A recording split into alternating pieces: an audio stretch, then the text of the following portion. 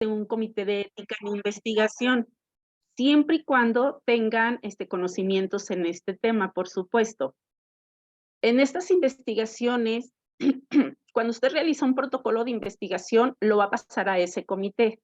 En ese comité va a haber, personas expertas en el tema que van a revisar que tenga esa investigación valor científico, social, que tenga pertinencia en el diseño y conducción en el estudio, que tenga validez científica. También en la selección de las personas que participan en esa investigación también debe de verse criterios de selección de los participantes. También se deben de ver los riesgos y beneficios de las personas que participan allí en esa investigación. Se debe de revisar también el respeto a los mismos, los materiales que se les otorgan en caso de necesitar, insumos o materiales, pues hay que otorgárselos, ¿verdad? Ahí no vamos a hacer gastar a las personas que participan. Y un tema muy importante, el consentimiento informado de las personas que participan allí. Todos deben de estar de acuerdo. Ese consentimiento informado que lleve ese protocolo de investigación debe de incluir las explicaciones verbales que sean sensibles a la cultura de la persona que está participando en esa investigación. ¿Qué quiere decir? Que debe de ser de lenguaje de lectura, o de lectura fácil de entender, ¿no? Porque luego ustedes, los investigadores científicos, nos hablan con unas palabras muy sofisticadas que luego a veces los mismos nosotros, otros profesionales, pues no los entendemos, menos otras personas que luego a veces apenas saben leer y escribir, ¿no? Y bueno, ¿quién puede participar en esos comités de ética en investigación? Pues ya les dije, ustedes se pueden integrar y como ya les dijo Paco, él, pues les gustaría iniciar un comité de ética en investigación en el colegio de psicólogos, pues sí estaría padre. De hecho, yo no lo había pensado, jefe. Yo no lo había pensado, sin embargo, es muy interesante si ustedes realizan investigación, y por supuesto que sí, porque he visto que algunas personas, bueno, a Jaira, que varias veces ha presentado libros, son investigaciones, ¿no? Entonces, yo no sé quién se lo revisa, pero seguramente algún comité de ética en investigación debe de pasar por allí. Pero qué padre que ustedes contaran con ese mismo. Entonces, en breve estaremos subiendo un curso de ética en investigación para si alguien quiere sumarse, quiere tomarlo, pues ya Paco les estará compartiendo la información para quien lo guste tomar y obtenga más conocimientos de lo que es estos comités de ética en investigación y cómo llevar a cabo estos protocolos para que ustedes los puedan publicar. No sé si tengan alguna pregunta, me dijiste 5 minutos, pero no sé cuántos me llevé, siempre nos pasamos. A sus órdenes, ¿eh? Entonces, lo que se ofrezca, mi contacto lo tiene Paco y estoy en bioética. Bonita noche. Muchísimas gracias, Gaby. Gracias porque, pues, esto nos siembra más dudas, ¿no? Gaby ya nos dice por qué necesitamos, que lo necesitamos, que para publicar, pero todavía no hemos llegado a este punto, ¿no? A veces hasta que tenemos la necesidad porque alguien nos lo está exigiendo o porque lo necesitamos, tal vez para bajar un recurso o para que nos validen una publicación, etcétera, es cuando nos damos a la tarea de investigar o de buscar este tipo de avales. ¿Cómo surge? ¿Por qué lo necesitamos nosotros como psicólogos? ¿Quién se lo inventó? ¿No es más tramitología? ¿Realmente nosotros como psicólogos hacemos investigación? En medicina hay una cosa que se llama medicina basada en evidencias. ¿Qué es la medicina basada en evidencias? ¿Alguien sabe?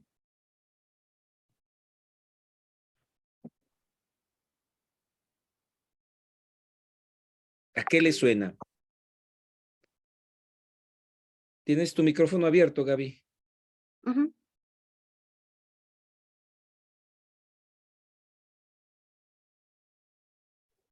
Buenas noches. Buenas noches, ¿dónde está? Me suena, bueno, no sé exactamente la definición, pero me suena a que ya fue probada en un determinado número de personas suficientes como para decir que evidentemente funciona el método, el medicamento, no sé, lo que haya sido probado. Me suena a eso, maestro. Muy bien, muchísimas gracias, Mari. ¿Alguien más? ¿Alguien más? ¿Algo que le suene?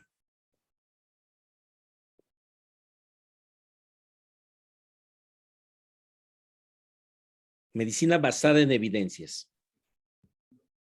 También algo así que fue procesado de alguna manera con el método científico. Algo que fue procesado o fue tomado del método científico, ¿no? Así, siguiendo un poquito lo que nos dice Leti, pues es aquellas prácticas que tienen un sustento, como su nombre lo dice, en evidencias, y estas evidencias, ¿de dónde surgen? Pueden surgir de investigaciones, de metaanálisis, de algo con lo que uno puede respaldar una práctica. Lamentablemente, una de las cosas que más nos dicen nosotros como psicólogos es que pareciera ser que estamos a ver a qué le atinamos, ¿no? Cuando vamos o van nuestros usuarios a alguna terapia, no, muchas veces no tenemos la evidencia de qué tenemos que hacer para apoyar a nuestros usuarios y que puedan ellos salir adelante en la situación que nos están planteando. ¿A qué recurrimos? Piensen ustedes, no me contesten, pero piensen ustedes a qué recurrimos, y es muy probable que nos remitamos a textos o que vimos cuando estudiamos, que no son malos, pero la mayoría de ellos van a tener más de 5 años de que fueron publicados. Es muy probable que la mayoría de nuestra bibliografía sea extranjera. Hay poca bibliografía mexicana que utilicemos. Chequen los autores que están revisando, no porque sean malos, sino porque los tiempos van cambiando, porque las formas van cambiando.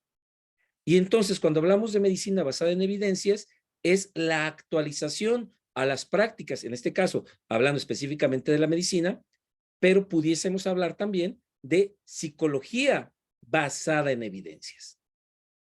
¿Qué evidencias tienes tú para decir que la Gestalt, que el psicoanálisis, que la logoterapia, que la cognitivo-conductual funciona con el tipo de problema, con el tipo de situación con el cual te estás enfrentando? Y entonces, esa medicina o esa psicología basada en evidencias va a ser el resultado de la investigación. O sea, ¿qué tanta investigación hacemos? ¿Desde dónde estamos atendiendo a nuestros pacientes? ¿Desde dónde estamos interviniendo? En el área que estés, sea educativa, sea clínica, sea laboral, ¿desde dónde? ¿Quiénes son nuestros autores? ¿Les ha tocado cuando vamos a Soriana, Walmart o algún supermercado en las mañanas y vemos esas reuniones tipo gringas donde se juntan y empiezan a echar porras? Alguien les dijo que funcionaban. Yo tengo amigos que chambean ahí y al menos a mis amigos dicen que es ridículo, pero hay que hacerlo. Porque así dice el texto. Así alguien les dijo que hay que hacerlo todos juntos. O sea, ¿por qué? ¿Hay realmente una identificación con la camiseta? Probablemente no, probablemente sí. Al menos a estos cuates no les gusta, pero hay que hacerlo porque así lo dice.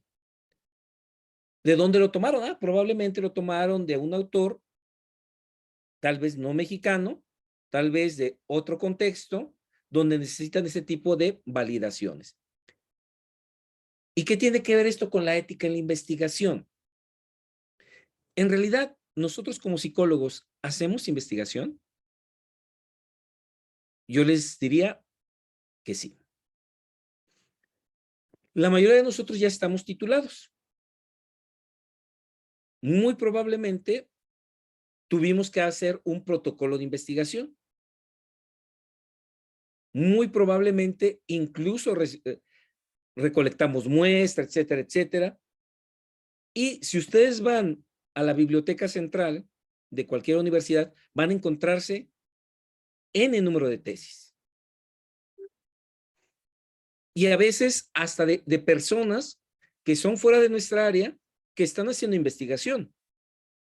La investigación más recurrente, al menos con la que yo me topé en los hospitales, era burnout en personal de salud, burnout en personal de enfermería. ¿Quién creen que lo hacía?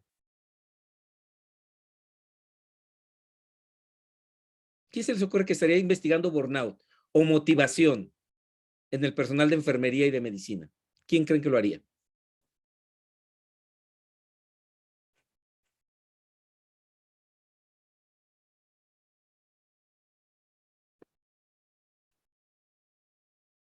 Trabajo social. Trabajo social. ¿Quién da más? A mí me ha Psiquiatras, tocado. médicos. Médicos, enfermeras, Psicólogos. psicólogos. Me hubiera gustado que fueran los psicólogos, pero no. Vas y si tú vas a las bibliotecas del Hospital General, ahí hay varias tesis de burnout en personal de enfermería hechas por enfermeras. Cuando a mí tocó ser asesor precisamente en el Hospital General de tesis, yo les decía, digo, es como si yo como psicólogo hiciera una tesis sobre curaciones. O sea, puedo aprender y puedo chutarme algo sobre curaciones, pero eso no garantiza que yo pueda y que yo domine el tema de curaciones. Entonces, ¿qué pasaba? Que enfermería estaba interviniendo con temas de psicología, de motivación, con temas de burnout, porque era interesante. Y aparte era fácil. Y era fácil porque agarraban una escala. ¿Qué escala creen que agarraban? Para medir burnout.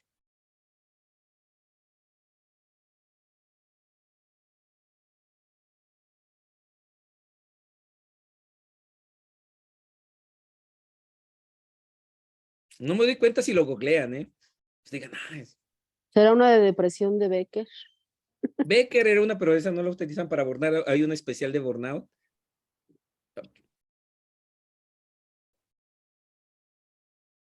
Póngale ahí burnout, la escala para medir burnout. La primera que le salga.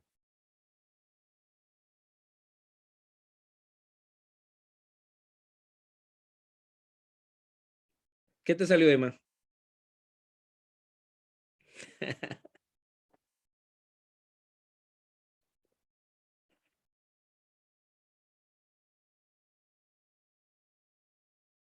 Bueno, Salió una escala de...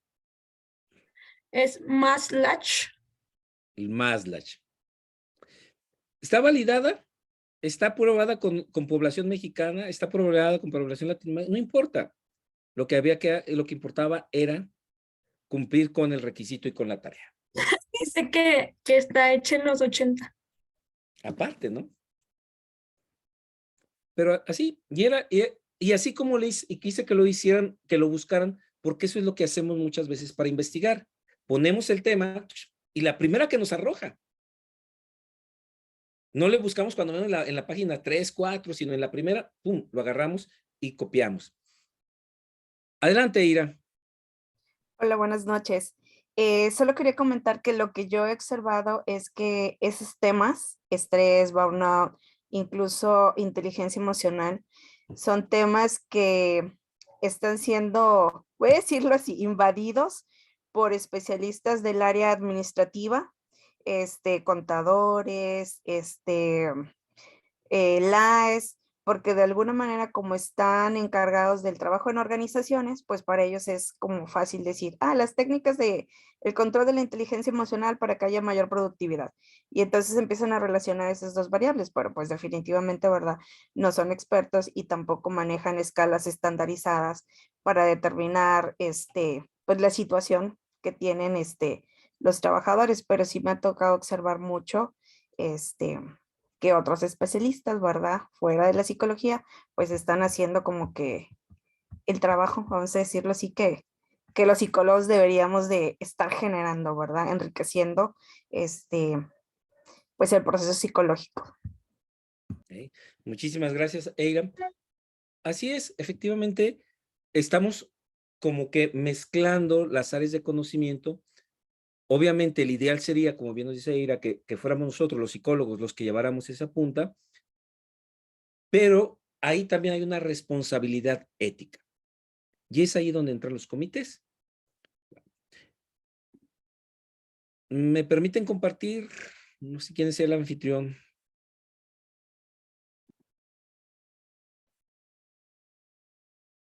¿Listo? Gracias.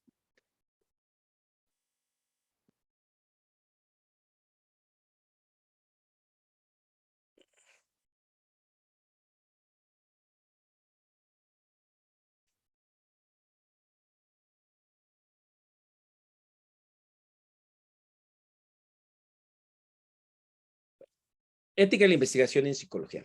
Para poder nosotros llegar hasta este comité de ética en investigación del que nos hablaba Gaby, pues tenemos que hacer un poquito de recorrido histórico. ¿Por qué y para qué surge la bioética? La ética en la investigación surge un poquito dentro de la cuestión bioética.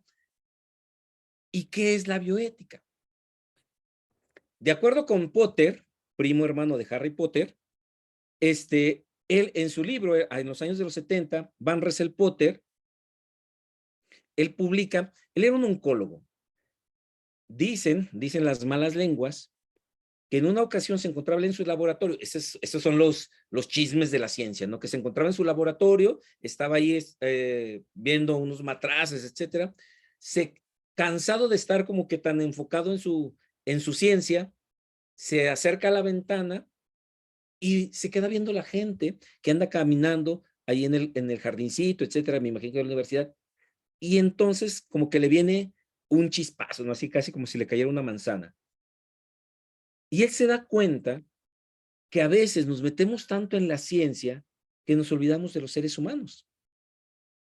Y entonces empieza a ser como una remembranza de lo que hemos hecho, justificando por cuestiones científicas las acciones que hemos hecho como investigadores, como profesionistas, y los errores y las atrocidades que hemos cometido a lo largo de la historia en aras de la ciencia. Y entonces Van Russell Potter escribe un artículo donde lo titula La bioética, un puente hacia el futuro, y él dice eso, dice, bueno, necesitamos algo que no nos vaya a volver la ciencia contra nosotros mismos. Ya Hobbes había dicho en su libro Leviatán que el hombre es el lobo para el hombre. O sea, nosotros nos estamos comiendo a nosotros mismos. No, creo que eso no tenemos ni que explicarlo. Y entonces, ahora el problema es que la ciencia se va a volver contra la propia humanidad.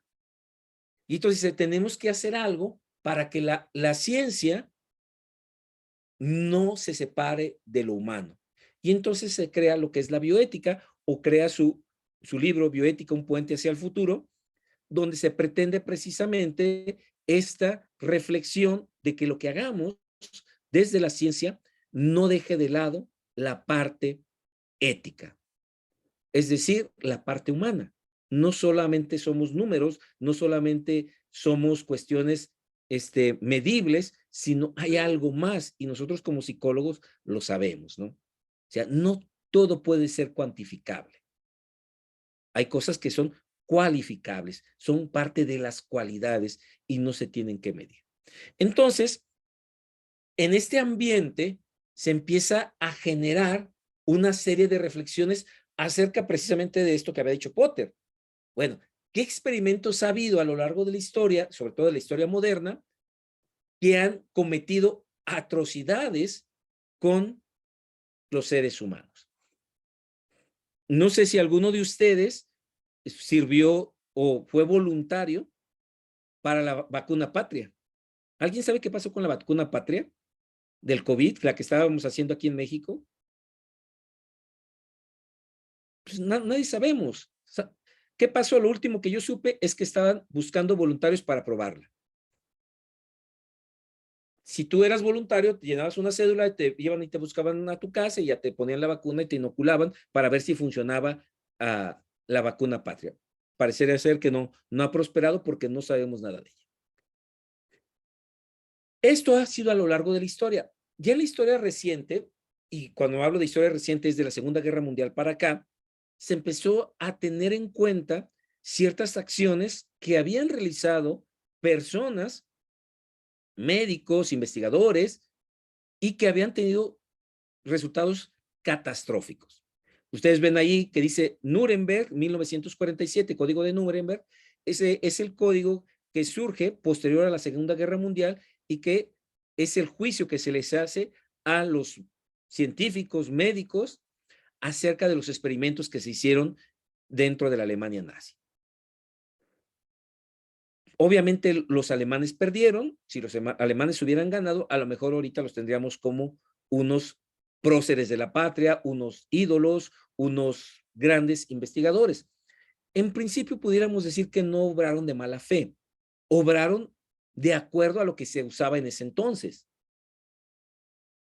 Si yo ahorita les preguntara, oigan, ¿qué les parece si para retribuirle algo a nuestra sociedad, con los presos que están en las cárceles, que son bastante, ¿qué les parece si hacemos investigación? Y de esa manera los conocimientos que saquemos van a beneficiar y van a retribuir un poquito al daño que ellos han hecho.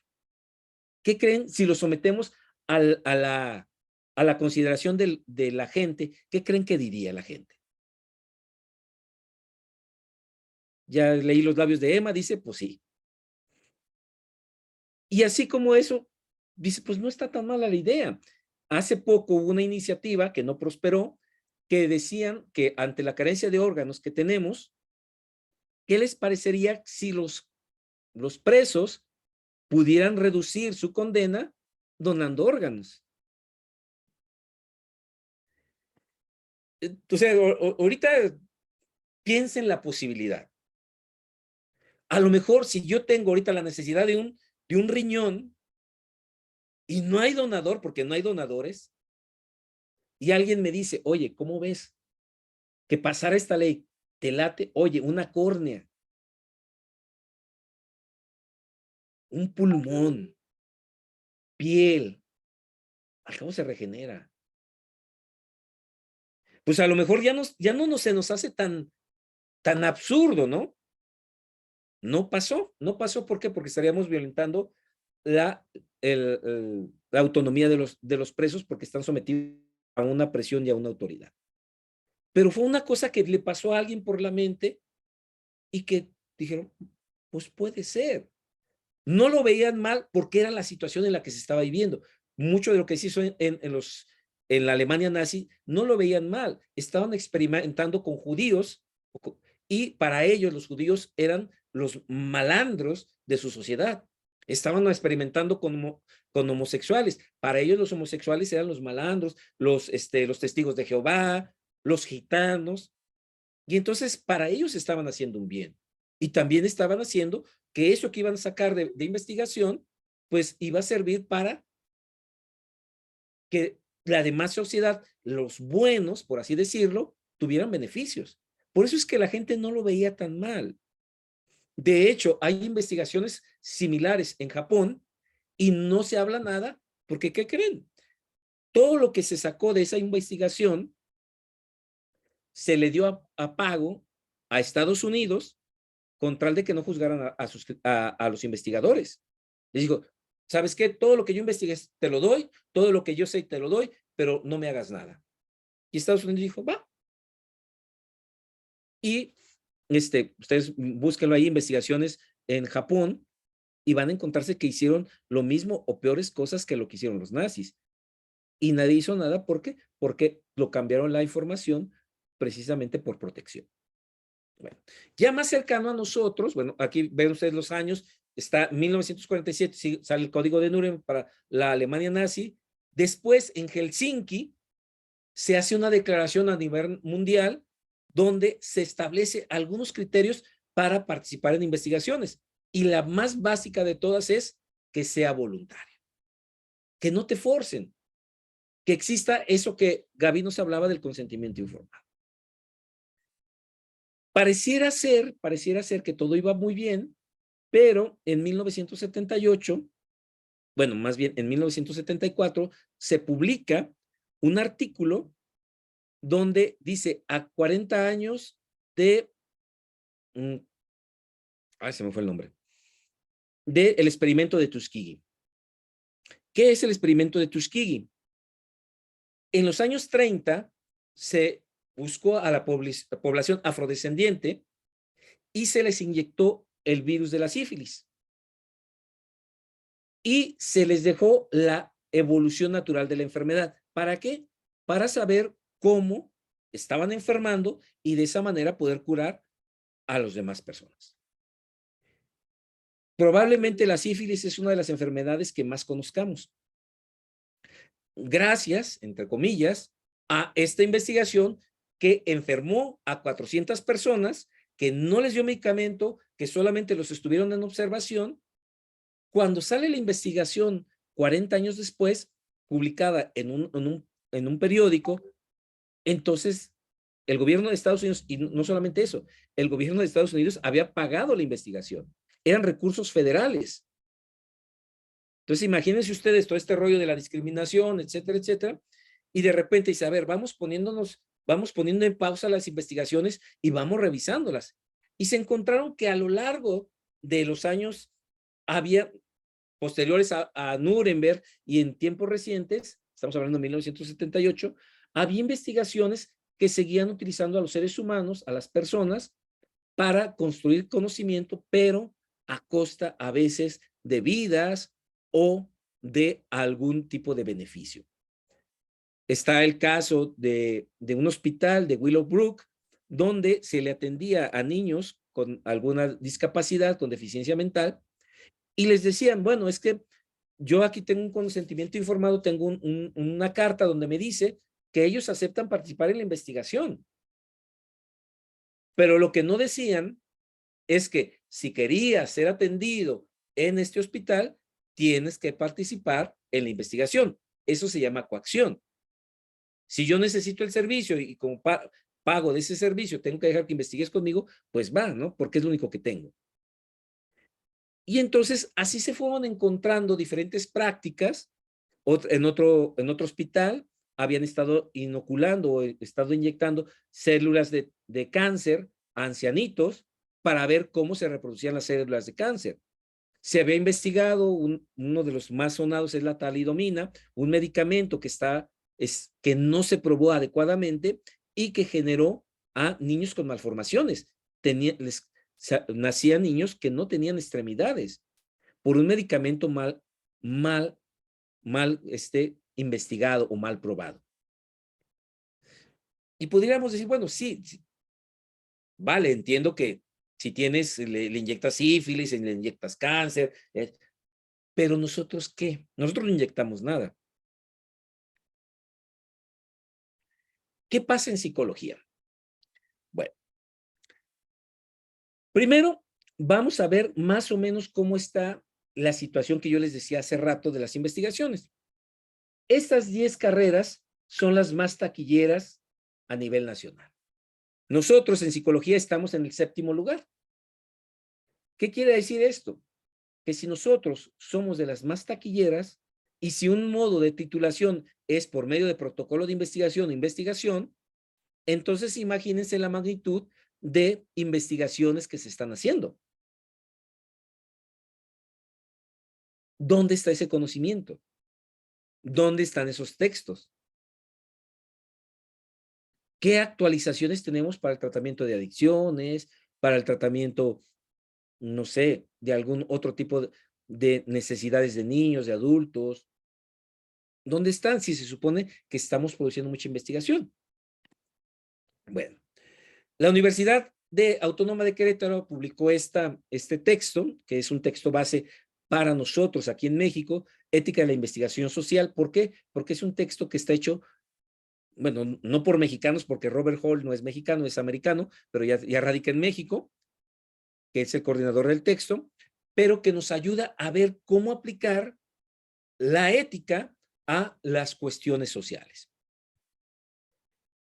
Así como yo mencionaba a Willow Brook, a los crímenes nazis, a Tuskegee con las personas de raza negra, ¿qué experimentos hay que sean paradigmáticos en psicología o en ciencias sociales? Aquí les voy a poner estos 4 que fueron los más sonados, probablemente, sobre todo el estudio de obediencia y la cáncer de Stanford, son los que nosotros como psicólogos debemos de conocer porque están hechos por psicólogos. Vámonos con los cuartos de té. 1968, donde todavía la homosexualidad era considerada un trastorno y se consideraba que era una práctica deplorable dentro de la población. ¿Qué fue lo que hizo Laud Hupprint? Si ustedes googlean todavía puede, esta era su tesis de doctorado. Con esta tesis obtuvo él el doctorado. ¿Qué fue lo que él hizo? Él dijo, bueno, estoy casi seguro que hay homosexuales de closet. Y entonces, ¿por qué se llama los cuartos de té? Porque estos cuartos, estos baños, tenían un área donde era un área donde las personas homosexuales se reunían a tener prácticas homosexuales y había un vigilante o alguien que les echaba aguas. Cuando veían que venía alguien que no era, llamémosle así, de la comunidad, les avisaba y les decía, espérense, ahí viene alguien. Entonces él se hizo pasar por vigilante y empezó a observar a las personas que tenían prácticas homosexuales. Una vez que ya tenía su lista de las personas que tenían prácticas homosexuales, se fijó en qué carro se iban. Tomó las placas, fue al departamento de tránsito y les dijo, oiga, ¿de quién es esta placa? Entonces le dijeron, ya ven, como siempre presta la justicia, les pasa los datos, que no es muy difícil,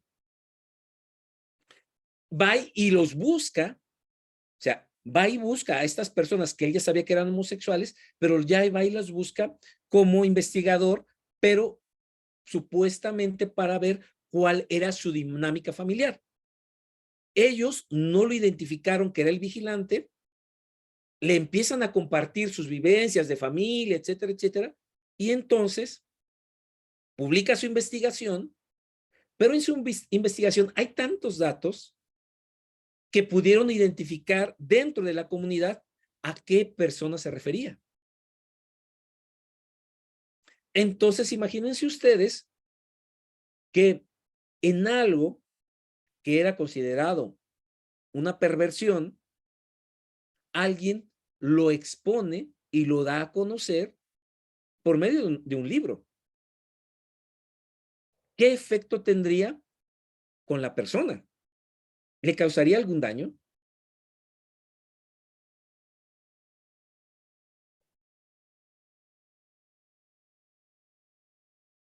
¿Creen ustedes que si ustedes conocieran las prácticas sadomasoquistas de los docentes que les dan clases, cambiaría en algo su percepción? Pues claro, ¿no?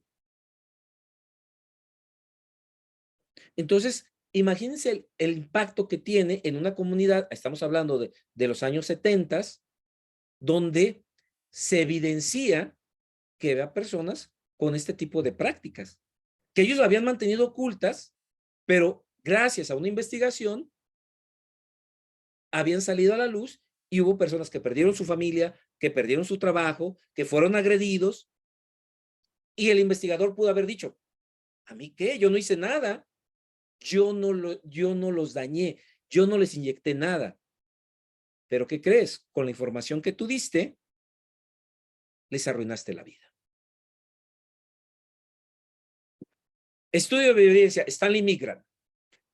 Googleen Stanley Milgram en su YouTube y van a encontrar todavía videos originales del experimento, donde Stanley Milgram les explica por qué lo está haciendo.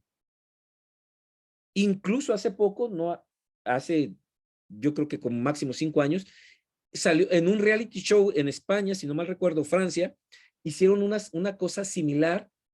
Ahora le llaman experimentos sociales. Y los puedes buscar en la red, experimento social, a ver qué pasa si yo digo esto. Bueno, Stanley Milgram decía que el hecho de que los médicos hubieran participado, los investigadores hubieran participado en los crímenes nazis de investigación, se debía a que estaban sometidos a una autoridad. Si me lo dice alguien que tiene autoridad, entonces yo lo voy a ejecutar.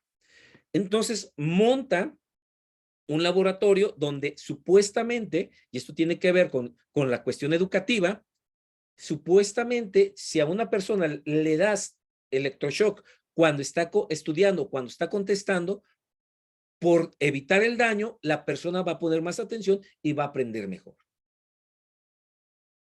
Y entonces, ¿qué es lo que hace?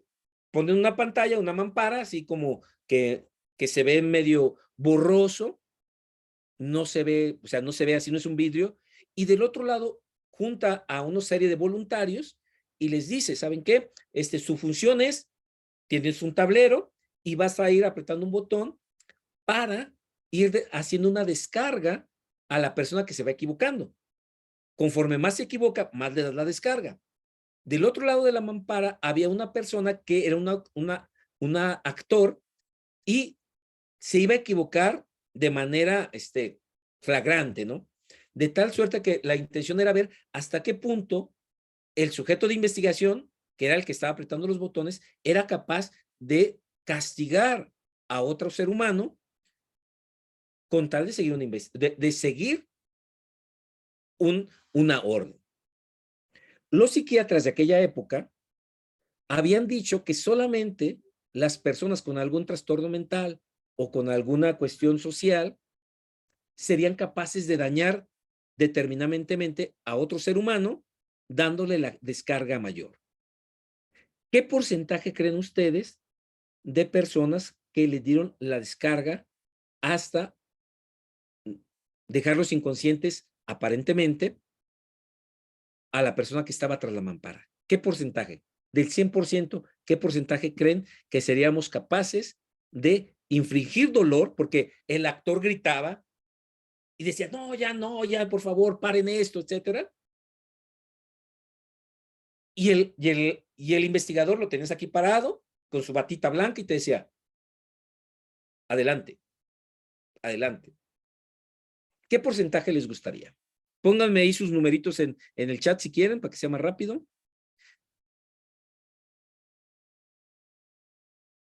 Los psiquiatras decían que el 3%, ustedes andan muy sádicos. Sí, tristemente, tienen razón, Román, Emma, es alrededor del 80%.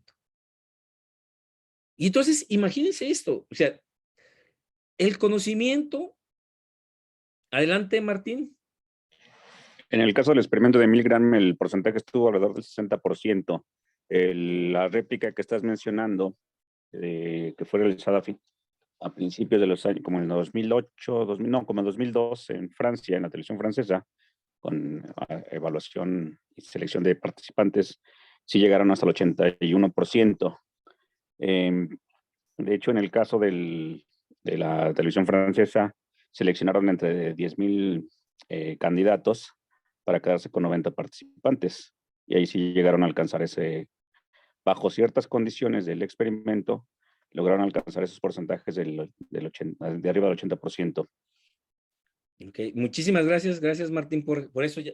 ¿Ven? Entonces, no hemos cambiado mucho, ¿no?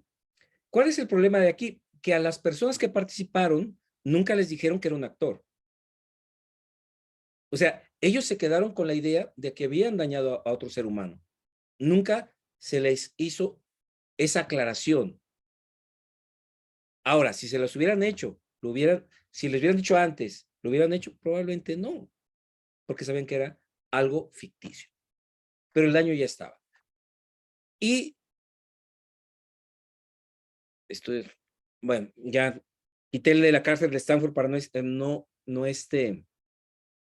alargarme, pero búsquenlo, la cárcel de Stanford, que también fue un experimento en la Universidad de Stanford acerca precisamente de esta posibilidad que tenemos de dañar a otros y a veces con simples intervenciones de observación.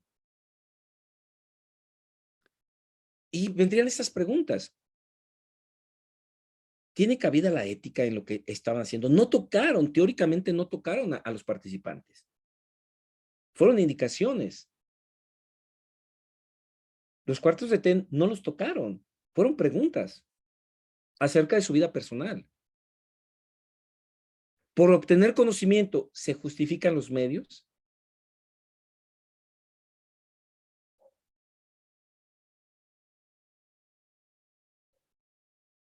Veámoslo así. Yo tengo que sacar una calificación. ¿Se justifica mi calificación el que haga una investigación? Hay una pregunta básica en los comités de ética de investigaciones si hay conflicto de interés. ¿A ti te interesa sacar una buena calificación? ¿Te interesa pasar esa evaluación? Por lo tanto, podríamos decir, ¿te interesa que tu investigación llegue a término?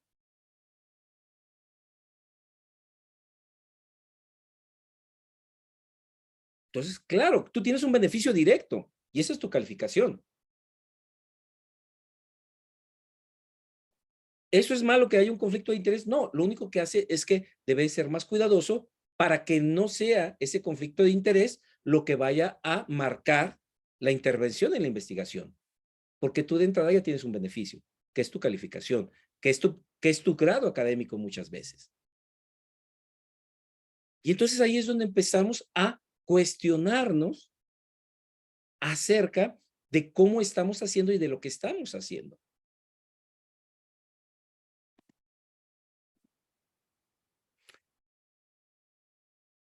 Una de las cosas que a mí siempre me llama la atención y creo que no lo he preguntado, a lo mejor no lo he preguntado en dónde es, ¿por qué nosotros como psicología estamos en las ciencias sociales y no en las ciencias de la salud? En muchos otros lugares estamos en ciencias de la salud porque somos salud mental. ¿Por qué la ética debe intervenir dentro de la psicología?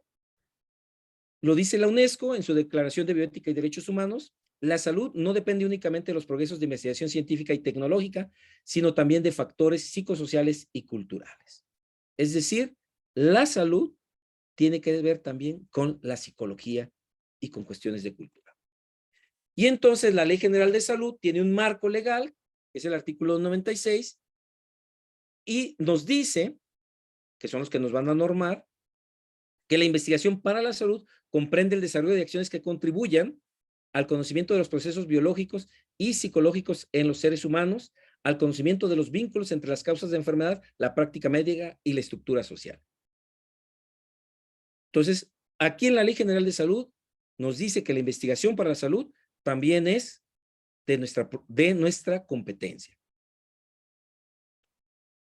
Entonces, nosotros somos regulados en investigación por la Ley General de Salud y por el reglamento de la Ley General de Salud en materia de investigación. ¿Se acuerdan de esto? Nos lo decía Gaby, así a grosso modo, dice, bueno, ¿y qué tiene que tener? Los principios básicos, cuando nosotros vamos a hacer una investigación, es validez científica, valor social, respeto a la dignidad de los participantes, evitar el daño a los participantes y ser justos con los participantes. Lo primero que un comité de ética en investigación te va a preguntar es de qué le sirve a las personas esto que tú estás investigando. ¿De qué les sirve? ¿Para qué les va a ayudar?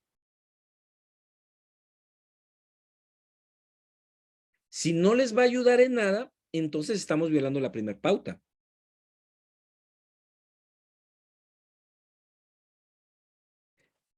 Luego te preguntas, ¿en qué teoría te estás basando? ¿Se acuerdan ahorita que googleó Emma? Él agarró una escala y dice, en esta escala, Bueno, ¿y esa escala a qué teoría responde? Y entonces, ¿por qué? Porque lo que estamos tratando de hacer es construir bases, intervenciones que estén bien fundamentadas. Que no las agarremos nada más de San Google y lo coloquemos, digamos, esto es lo que me va a ayudar a mí para salir del paso y que luego lamentablemente la estemos utilizando para hacer intervenciones.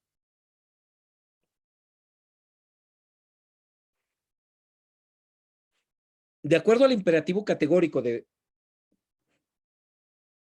Kant, nos dice que hagamos o que nuestras acciones sean de tal manera que puedan ser universalizables. Ese es un ideal muy amplio, o sea, es que siempre hagamos tanto bien que el bien que nosotros hagamos, cualquier persona lo pueda hacer o lo deba hacer. Si lo ponemos un poquito más accesible, sería, no hagas a otros lo que no te gustaría que te hicieran a ti.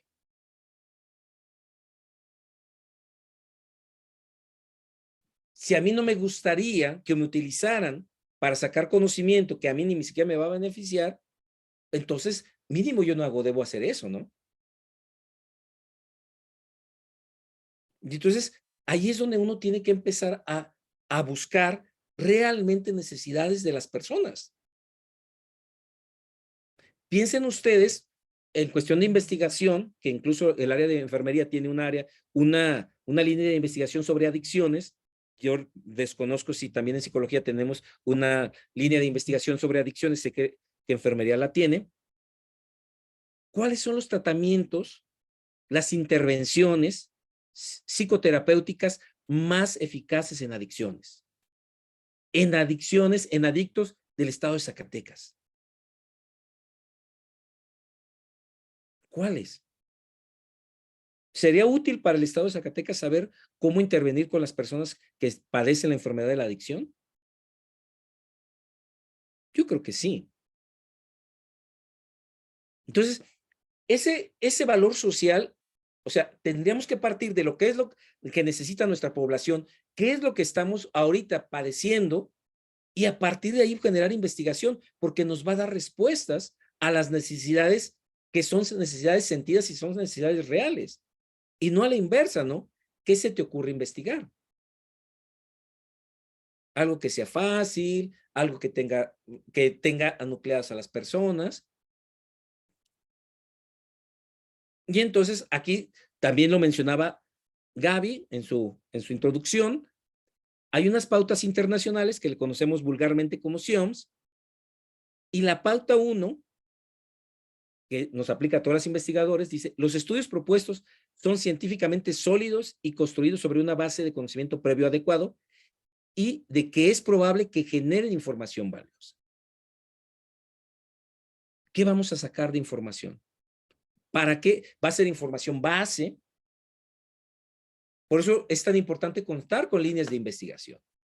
Porque a veces no vamos a alcanzar nosotros en una sola intervención a ver todas las implicaciones o la intervención.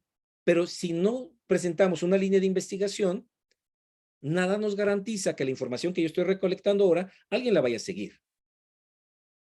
En cambio, cuando yo presento una línea de investigación sobre adicciones, bueno, lo primero que tengo que hacer es conocer cómo está nuestra situación.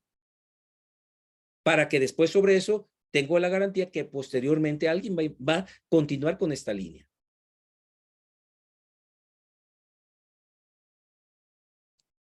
Y así como tips, ¿a qué preguntas debemos responder? Piensen ustedes en la tesis que hicieron. ¿En qué teoría se fundamenta tu tesis? ¿Qué teórico es el que valida tu tesis? ¿Desde qué postura? Si hay esta congruencia, y yo ahí les pongo un tip, eviten el collage teórico. ¿Qué es el collage teórico? Volvemos a Google, depresión. Y te avienta textos sobre depresión y empezamos a hacer un collage. Este habló de depresión, este también habla de depresión, y entonces hago mi bibliografía con 30 títulos de depresión, pero ni siquiera sé si son del mismo enfoque teórico. simplemente los estoy metiendo. Entonces, ahí no hay una congruencia científica de mi teoría. Por lo tanto, no podría garantizar que lo que yo estoy haciendo, lo que yo estoy proponiendo, va a tener una solidez. Luego, existen estudios similares en la materia y de ser así, ¿qué le aportaría?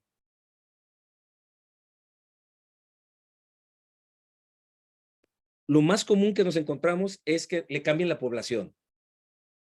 Bueno, y sí, ¿y qué le va a aportar? ¿Por qué consideras que si lo haces en el Hospital General y luego lo vas y lo haces en el ISSSTE, va a haber una variación? ¿Por qué la ubicación es una variable? ¿Por qué? Nomás porque yo trabajo en el ISSSTE y no trabajaba en secretaría. Entonces, todo ese tipo de detallitos son los que un comité de ética en investigación va a estar buscando para beneficio no solamente del usuario, sino también para tu propio beneficio. Imagínate tú que te quemas las pestañas por 1, 2, 3, 4 años haciendo una tesis y después nadie la implementa. Una investigación, resultados que nadie implementa y seguimos replicando saberes de hace 20, 30 o 40 años, porque no estamos acostumbrados a estarnos actualizando. Por eso es que tendríamos que responder a cuál es el beneficio real para la persona o la sociedad con el estudio. ¿Qué creemos que le va a aportar? ¿Para qué a nosotros como comunidad nos va a ayudar esto que estamos proponiendo? ¿Sí? Y de aquí se sigue que si yo quiero buscar y aportarle algo a la población, es porque, a final de cuentas, fíjense, desde Nuremberg, tengo que respetar tu dignidad. Te tengo que tener en cuenta como persona. Ya no eres parte de la investigación como un conejillo de indias, no. Sino eres una persona que me va a ayudar a construir conocimiento. Y para eso necesito, lo mínimo, es tu consentimiento voluntario. Que la persona sepa en qué va a participar. Hay algunas investigaciones, como podríamos poner en el caso de Milgram, de Stanley Milgram, que si yo le decía lo que iba a pasar, a lo mejor iba a sesgar la investigación. Entonces, ¿qué hago con el consentimiento informado? En esos casos, el consentimiento se recaba posterior a la intervención, pero tiene que contar ya con el aval de un comité de ética donde se justifique el por qué el consentimiento se lo vas a dar después. ¿Y qué pasa y por qué muchas veces no gusta esto? Porque si la persona con la cual yo ya investigué, a la cual yo ya invertí tiempo, invertí recursos, después le explico que era una investigación y que no le podía decir yo porque si no se sesgaba, y él me dice, ¿sabes qué? Yo no quiero aparecer en tu investigación. Él tiene todo el derecho a retirarse. Y entonces, híjole, pues ya todo mi tiempo. Entonces, a veces no gusta esto, pero es la forma que tenemos para garantizar el respeto al otro. Y lo mismo que les decía hace ratito, ¿cómo les gustaría a ustedes que los trataran?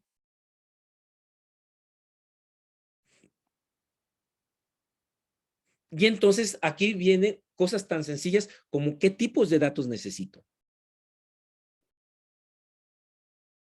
Hay veces que preguntamos variables que ni siquiera tenemos consideradas y luego sacamos tablas y tablas y tablas porque se ven bonitas, ¿no? Masculino, femenino, mayor de 30, mayor de 40. Pero realmente para ti eso era algo que estaba considerado en tu investigación o se te ocurrió preguntarlo. Porque era determinante su edad. El protocolo requiere consentimiento informado. El protocolo va a ser con menores de edad o con población vulnerable. El consentimiento está bien requisitado. O sea, todo ese tipo de detallitos, lo que nos está ayudando es a que nuestra investigación sea una investigación de calidad. Que podamos estar a la altura de publicar en revistas indexadas. Que no se quede guardadas en una biblioteca simplemente como un trabajo. qué padre sería que el día de mañana citemos a Emma Castañeda y a autores para teorías sobre la motivación. ¿Por qué? Porque Emma Castañeda hizo toda una investigación de la motivación en migrantes zacatecanos. ¿Qué los motiva a migrar? ¿Realmente es el dinero? ¿Realmente es el estilo de vida? ¿En qué se basa para decir eso? ¿Cómo podemos ayudar a nuestros migrantes? Entonces, eso es lo padre, ¿no? Que nuestro trabajo sea un trabajo de calidad y que sea un trabajo reconocido. La ética, lejos de ser un obstáculo, se convierte en una ayuda para hacer trabajos, investigaciones de calidad, que sean reconocidas y que puedan el día de mañana estar a la altura de los teóricos que hoy estamos leyendo. Creo que sería muy padre que el día de mañana como colegio tuviéramos líneas de investigación, que el Colegio de Psicólogos de Zacatecas cree investigación. O sea, ¿qué utilizamos a las intervenciones de las personas desplazadas? ¿Cómo intervenimos? ¿Cuál fue nuestro marco teórico? ¿Por qué actuamos de esa manera y no de otra? ¿A quién consultamos? ¿Qué textos leímos para trabajar con desplazados? Y empezar a generar nuestros propios marcos de referencia, nuestros propios conocimientos, y creo que, bueno, aquí en el Colegio de Psicólogos tenemos muchas personas que nos llevan ya una delantera y que nos pueden ayudar y ser unos aliados para generar líneas de investigación. El mismo maestro Martín, pues, nos puede ayudar a establecer que el Colegio de Psicólogos de Zacatecas sea también un productor de conocimiento y que el día de mañana estemos publicando. La voy a dejar aquí para no, ya después profundizaremos ya en otros conceptos, pero para lo que quería transmitirles con esto es que la ética, lejos de ser algo con lo que hay que cumplir, es un aliado para ser mejores, para poder generar conocimiento de calidad. ¿Por qué surge esta charla? No sé si les recuerden y probablemente lo van a volver a ver constantemente, o no, a lo mejor no tan constante, pero no es raro que nos manden al WhatsApp o al Facebook invitaciones a contestar una encuesta, a contestar un protocolo, a contestar una investigación.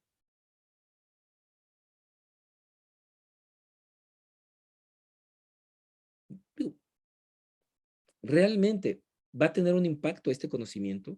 ¿Realmente está protegiendo tus datos personales? ¿Sabías que te pueden demandar por hacer mal uso de los datos? En investigaciones. Te demandan por daño moral. Porque tus datos, que tú se los confiaste a un investigador, los utilizan para otros fines.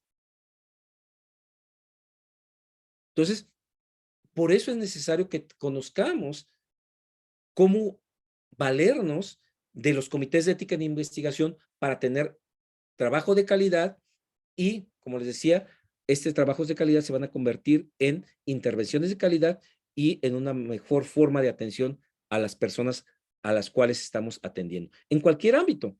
Puede ser en el ámbito clínico, puede ser en el ámbito educativo, en el ámbito social, en el ámbito laboral, porque tenemos, o sea, mucho donde podemos nosotros hacer investigación. Prácticamente lo que nosotros hemos hecho a nivel nacional o estatal, pues es muy poco para todo lo que requerimos de, como vulgarmente decimos, tropicalizar a nuestra población. Sí. Entonces, no sé si tengan dudas, comentarios.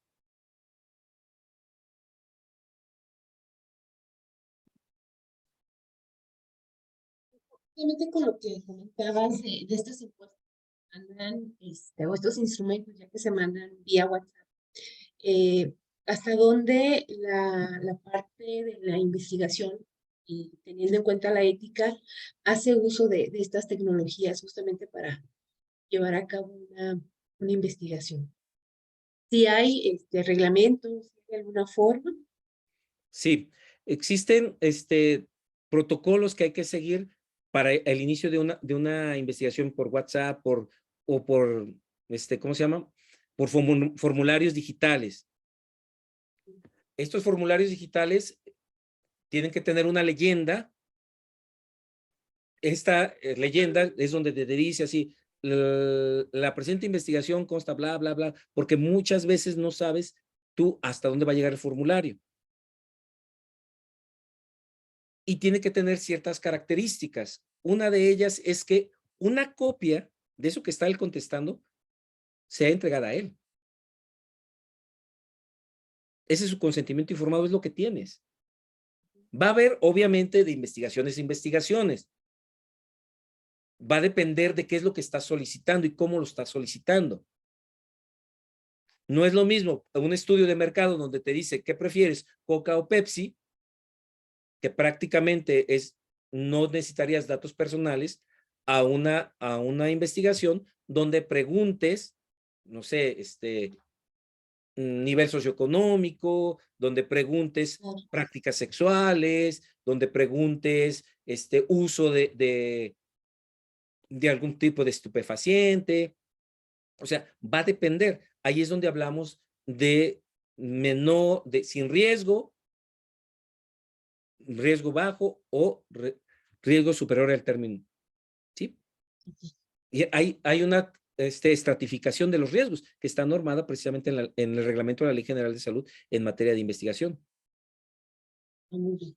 Sí, porque se ha hecho como, está muy de moda eso, ¿no? Obviamente usando la tecnología, pero hasta donde también se carece el saber de esta ética usando la tecnología. Bien, muchas gracias. Así es. Sí, incluso, o sea, creo yo, digo, esto es solamente una introducción, pero sería bueno hacer capacitaciones específicas de cómo hacer un consentimiento informado electrónico. O sea, cómo se debe requisitar, cómo se debe llenar, cómo se debe enviar. ¿Para qué? Para respetar precisamente todos estos puntos, ¿no?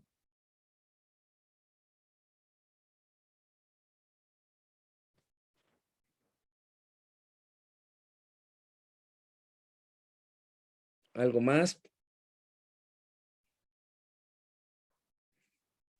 Si me Romano. permite, yo, Adelante, Alma de maestro. ella. Sí, bueno, yo creo que más que nada, a mí lo que me queda de esta conferencia, de esta plática, es que pues nos falta mucho por hacer, ¿no? O sea, mucho e importante, porque prácticamente estamos invisibilizados, o sea, muchas prácticas, muchas cosas que hacemos que se pueden, bueno, y bajo un proceso, obviamente, una metodología bien diseñada y darle este impacto que requiere. Por ejemplo, yo ahorita estoy pensando en las materias que llevo, una materia específicamente que se llama Historia de Vida, que es básicamente un método de investigación.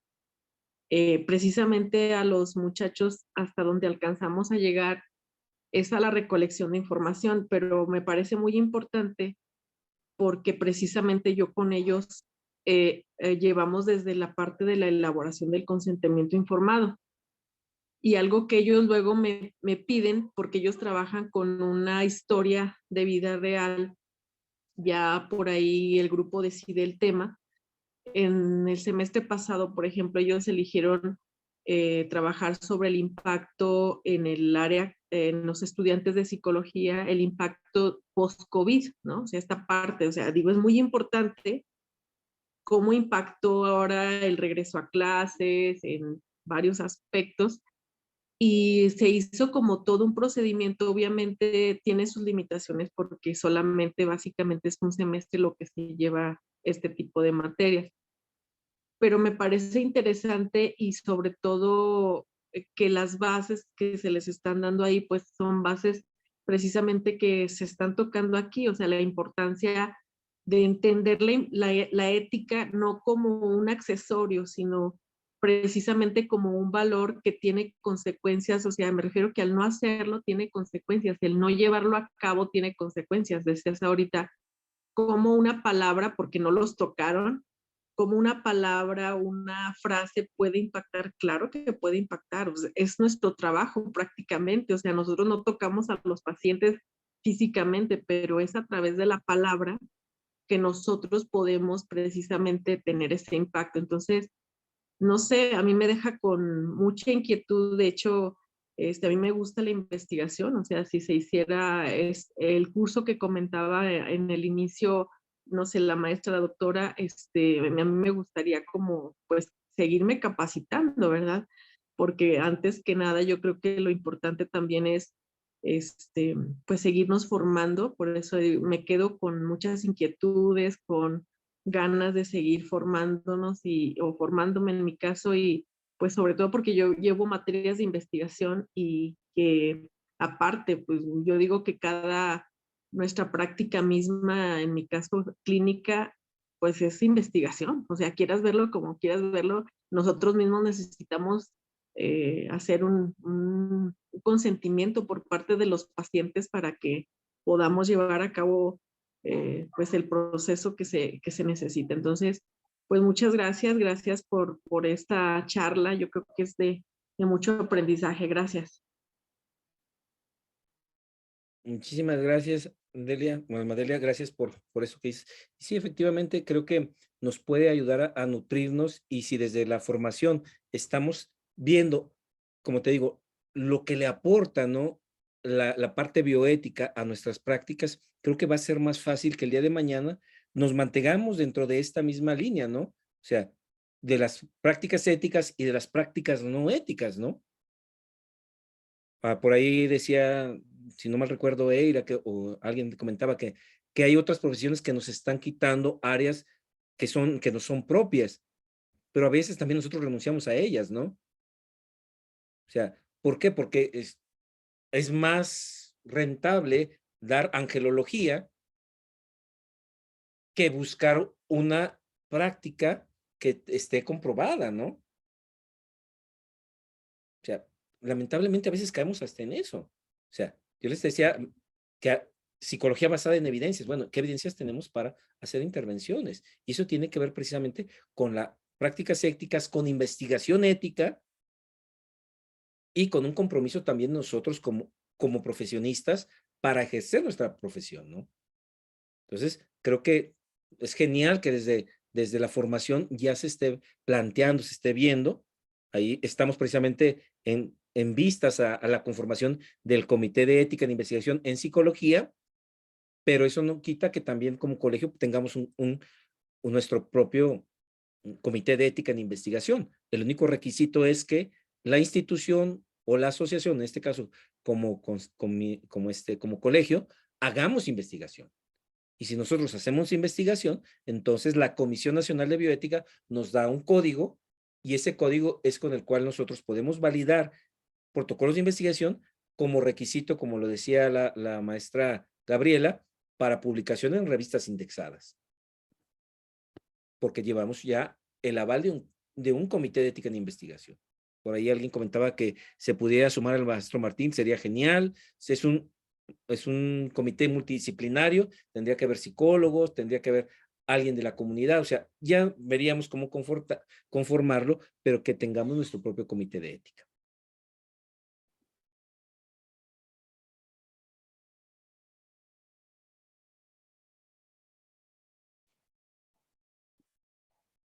Maestra Marisa. Pues, no sé si tienen alguna otra pregunta, algún otro comentario. Y de no ser así, pues justamente quedamos con, como decía Alma, con estas ganas de aprender, ¿no? Justamente para seguir realizando nuestro trabajo de una manera ética.